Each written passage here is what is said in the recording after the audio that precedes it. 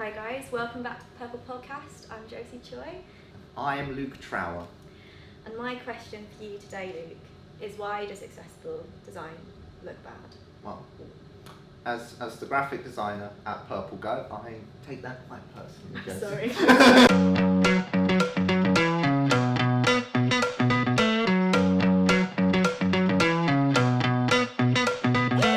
So I think what Josie is really saying here, and I think this is a lot of reflection and a lot of the dominant view on accessible graphic design particularly, is that it looks bad. It's that if you're following all of the rules, using your colour contrasts, accessible fonts, etc., then what you are going to make is going to look ugly and no one is going to like it. And to that, Josie, I say it doesn't look bad. It's about how you use the features. But when I think about that question, does accessible design look bad? To me, that's the same as saying, does design look bad?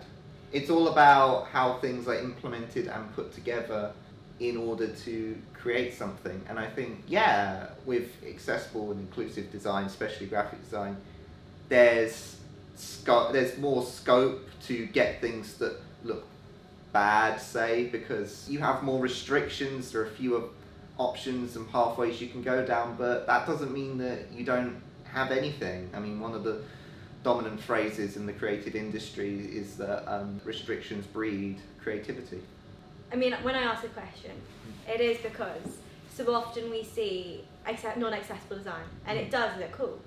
I mean, I'm someone who's looking at it probably from not an accessibility perspective or a design perspective. I just see it, I like it. Yeah. But what you're saying is that when you see accessible design, it's there to push you to like the next level almost. You have these restrictions, but you then have to kind of find that good spot almost. Yeah, I where think it looks good. Yeah, so I think for me, accessible design can look bad, but non-accessible design can also look bad. And I think for me, it's all about going back to the question. I mean, this is going to become a big philosophical debate, but I love it. Can't say the word though. So I love a debate. I won't say philosophical. I can't say it, but yeah. So we're going to start with a very philosophical question. I need to rub it in. Which is, you know, I'm going to put on my fancy hat and sit in my chair with my glass of water and say... it's actually not your water. It's not my water. Okay, everything's a lie. What is art? But more seriously, like, you know, why do we think that things look good and why do we think that things look bad? I think quite often in design there are dominant views on why things look good, and if things correspond more towards those things, then they look better in the eyes of the general public.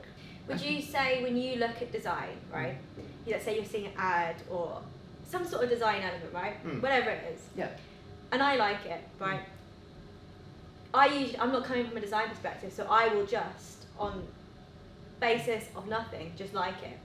If it is inaccessible, is there like an instant like red siren in your head where you just think that's inaccessible as a designer who is an inclusive designer? I think, is there an instant red flag? No, in all honesty. And I think that's the case because a lot of the time we're very used to, in the 21st century, with social media and things, and this was one thing that I learned a while ago, which is that in the age we're very used to what's called, we now think of as fast looking, which is where we are used to looking at things at plain sight and giving things instant recognition, instant opinion, and then we move on to the next thing because we are very oversaturated by media. Yeah, I mean, I think if you live in a city, you're exposed to 10,000 brands a day. And then you think you combine that with social media, you are receiving a lot of stuff. Well, exactly. Like, that's the thing. This is an age where there's a lot of brands around. But what we need to develop, what often we need to develop, especially when we're thinking about inclusive designs, is what we call slow looking, which is where instead of looking at something and coming to an instant judgment, and then giving it a yes or no and moving on from it. We need to spend time with something, looking at something, thinking about something. And that's really, for me, when a lot of the inclusive design things the mistakes, the good parts start to really appear for me. Like, I will look like, for instance, one thing that we do at Purple Go is we make pitch decks together. Like, right. You do the writing, I do the design. I yeah. do the design. So, like, when it comes to that,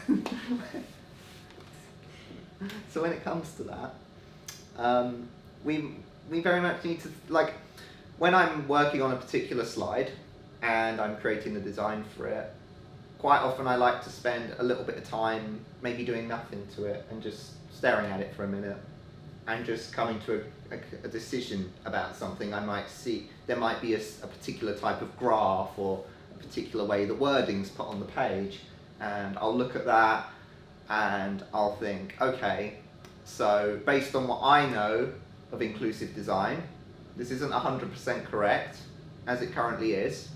However, this is quite a unique case. You say my design isn't 100% correct. It's fine.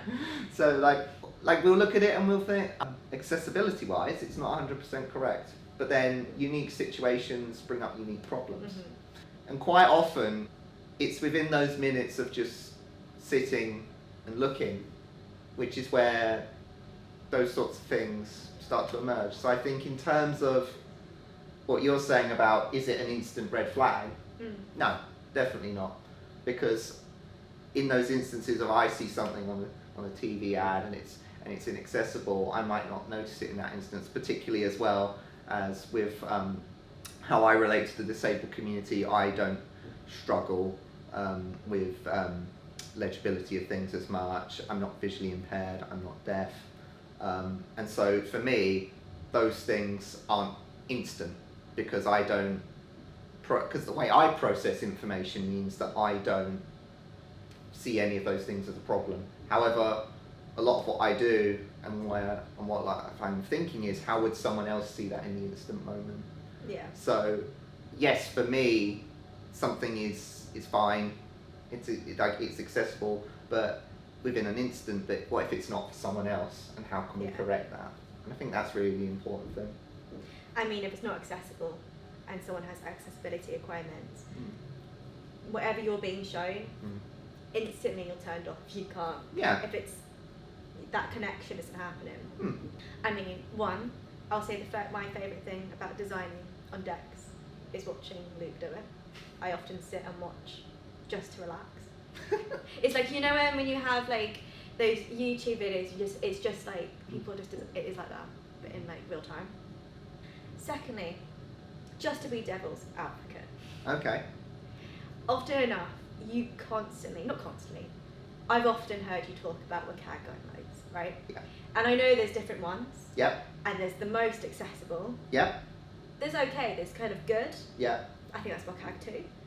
So, for people listening who may not be sure about what Josie's referring to there, Josie's referring to what's called the Web Content Accessibility Guidelines, which are a set of guidelines put out that basically give a set of criteria as to whether something is accessible or not. The top, most highest level accessibility is called AAA, and then there's the minimum standards to pass accessibility, which is AA. Thank you. My question is, accessibility, is it WCAG 3 that's the most accessible? AAA. AAA, WCAG guidelines. Yeah. The most accessible ones. Yeah. When you're designing,